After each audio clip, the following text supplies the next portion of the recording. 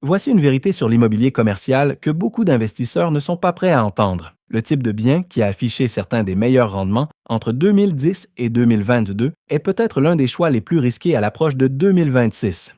Et si vous achetez aujourd'hui simplement parce qu'un actif a bien performé dans le passé, le prochain ralentissement pourrait vous faire bien plus de mal que prévu, car les conditions qui ont alimenté ces gains ont changé. Les taux d'intérêt restent élevés plus longtemps, les prêteurs sont plus prudents et les priorités des locataires évoluent. Mais voilà ce qui est intéressant. À la fin de cette vidéo, vous verrez clairement quel type de bien commercial tend à mieux résister lors des crises, à se refinancer avec moins de stress et à rebondir plus vite quand l'économie repart. Et la réponse n'est pas celle que la plupart des gens imaginent. L'immobilier commercial évolue par cycle. En période de croissance, presque tous les types de biens peuvent sembler sûrs et rentables. Parce que le crédit est bon marché, les loyers ont tendance à monter et le refinancement paraît facile. Tout semble solide. Mais quand les taux restent élevés plus longtemps et que les banques durcissent leurs critères, le marché commence à trier les actifs résistants des actifs fragiles. À ce moment-là, la question change. On ne se demande plus qui a gagné le plus d'argent pendant le boom, mais quelque chose de bien plus simple, quel bien continue à encaisser des loyers de façon fiable même quand l'économie ralentit?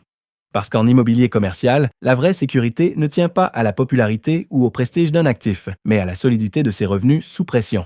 Et c'est exactement là que de nombreux investisseurs se trompent. Ils courent après ce qui a le mieux fonctionné lors du cycle précédent, ils suivent les gros titres, ils achètent dans l'élan. Mais ils passent à côté du seul facteur qui décide vraiment qui survit au prochain coup dur. Et ce facteur, c'est le caractère indispensable du locataire. Voici la réalité, sans détour. Ce n'est pas le bâtiment lui-même qui rend un bien immobilier sûr.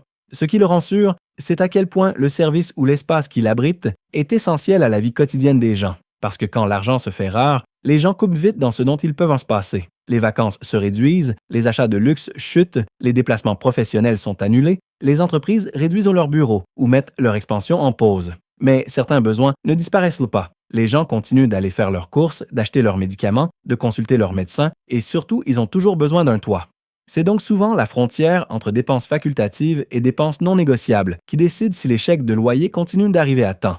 Et cette différence explique pourquoi certains types de biens résistent mieux aux tempêtes que d'autres. Mais voici ce que beaucoup de gens négligent. Un bien qui semble indestructible pendant une phase de forte croissance peut devenir vulnérable très rapidement quand le crédit se tarit et que la demande mollit.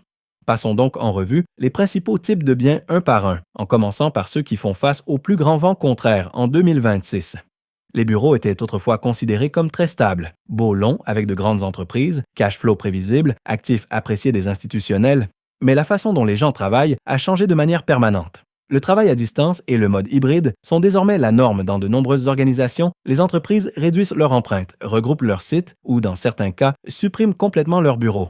Par ailleurs, une vague considérable de prêts sur des bureaux contractés à l'époque des taux bas arrive à échéance en ce moment. Ces bâtiments ont été financés à faible coût entre 2018 et 2021, mais se refinancer aujourd'hui implique des paiements bien plus élevés.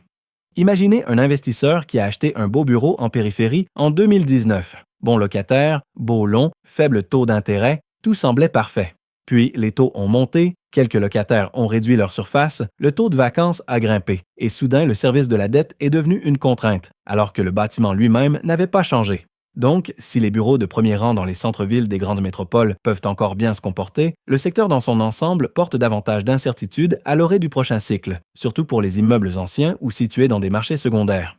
Le commerce de détail est plus nuancé. Tous les centres commerciaux ne se comportent pas de la même façon.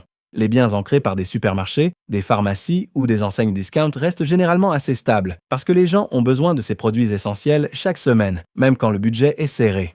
Mais le commerce discrétionnaire souffre vite. Les boutiques de luxe, les magasins d'électronique, les enseignes de mode et les centres lifestyle voient leur fréquentation chuter dès que les consommateurs coupent dans les dépenses non indispensables. Le commerce de détail peut donc être défensif lorsqu'il est lié aux besoins du quotidien et implanté dans des quartiers porteurs, mais la stabilité dépend vraiment de la composition du parc locatif et de la capacité du centre à répondre à de vraies nécessités quotidiennes. En 2026, le commerce ancré sur les produits de première nécessité résiste mieux que beaucoup ne l'anticipaient, tandis que les centres axés sur la mode et le divertissement font face à davantage de pression. Les hôtels, c'est une toute autre histoire.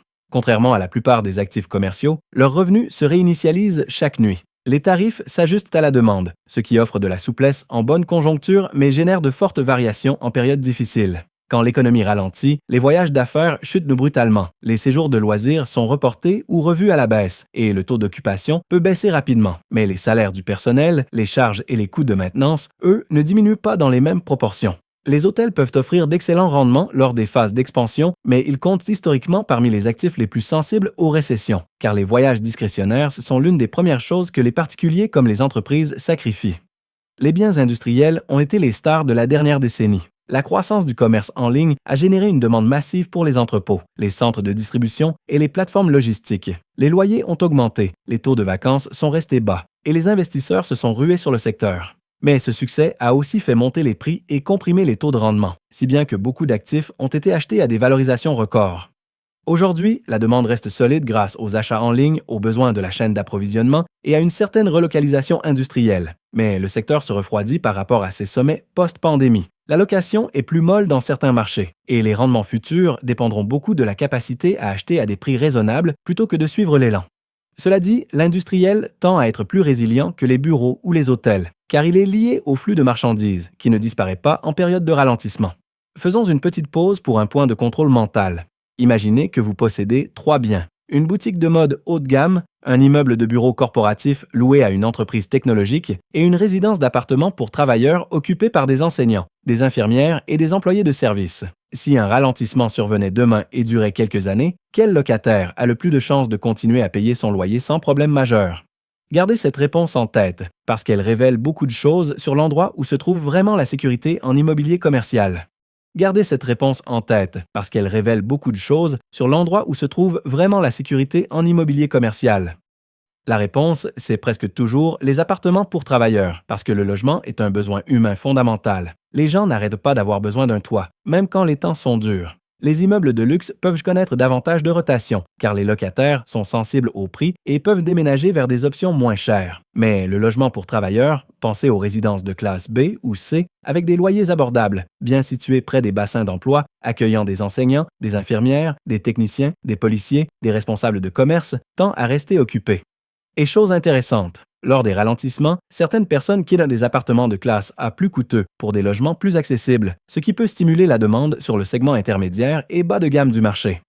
Ainsi, en 2026, le multifamilial pour travailleurs se distingue comme le plus résilient, avec une occupation plus régulière, un refinancement plus facile parce que les prêteurs apprécient ce cash flow stable et une reprise plus rapide une fois les conditions améliorées. Rendons cela visuel pour que ça reste gravé. Imaginez l'économie comme 3 couches. La couche supérieure, c'est la dépense facultative, hôtel, commerce de luxe, divertissement. Cette couche se vide vite quand les budgets se resserrent. La couche intermédiaire, c'est l'expansion des entreprises, bureaux, une partie de l'espace industriel liée à la croissance. Elle se contracte quand les entreprises gèlent leur recrutement ou reportent leur déménagement. Mais la couche du bas, c'est la nécessité humaine, alimentation, santé et logement. Cette couche ne se vide presque jamais complètement. Les gens peuvent réduire la voilure, partager un logement ou déménager, mais ils paient toujours pour un toit. Et grâce à cette demande structurelle, les biens multifamiliaux pour travailleurs affichent une collecte de loyers plus régulière, des fluctuations de vacances plus faibles et une meilleure résilience au moment de refinancer ou de vendre. Ce n'est pas l'actif le plus glamour, ni celui qui triple de valeur pendant un boom, mais c'est celui qui continue de générer des revenus pendant que les autres secteurs attendent des jours meilleurs. Pour être en sécurité, soyons très clairs. Même le type de bien le plus solide peut devenir risqué si vous payez trop cher, utilisez trop de dettes ou choisissez le mauvais emplacement. La sécurité en immobilier commercial revient toujours à la discipline. Achetez en dessous du coût de remplacement ou au niveau de celui-ci quand vous le pouvez. Maintenez un effet de levier conservateur pour que la hausse des taux ne vous écrase pas. Privilégiez un financement à taux fixe ou couvrez-vous correctement. Choisissez des marchés avec une croissance soutenue de l'emploi et de la population et projetez la hausse des loyers de façon prudente plutôt que d'espérer de grands sauts. Parce qu'au fond, l'immobilier commercial est un métier, pas de la spéculation. Et la voie la plus sûre consiste à se concentrer sur un cash flow sur lequel vous pouvez compter année après année. Donc, si vous construisez un patrimoine à long terme en immobilier commercial à l'approche de 2026 et au-delà, la stratégie pratique est étonnamment simple. Privilégiez les actifs liés aux besoins essentiels, en particulier le logement pour travailleurs dans des marchés à l'emploi solide. Concentrez-vous sur un cash flow fiable plutôt que de miser sur une forte plus-value. Évitez un endettement excessif qui pourrait vous forcer à vendre au mauvais moment et projetez toujours vos chiffres comme si le prochain ralentissement pouvait commencer le mois prochain. Parce que le bien le plus sûr en immobilier commercial est rarement la tour la plus étincelante ou la galerie commerciale la plus tendance. C'est le plus souvent la discrète résidence d'appartement dont les loyers arrivent chaque mois, quoi que disent les actualités. Et une fois que vous commencez à évaluer les biens sous cet angle de nécessité et de durabilité, vous commencez à voir des opportunités que la plupart des investisseurs ratent, trop occupés à courir après le gagnant du cycle précédent.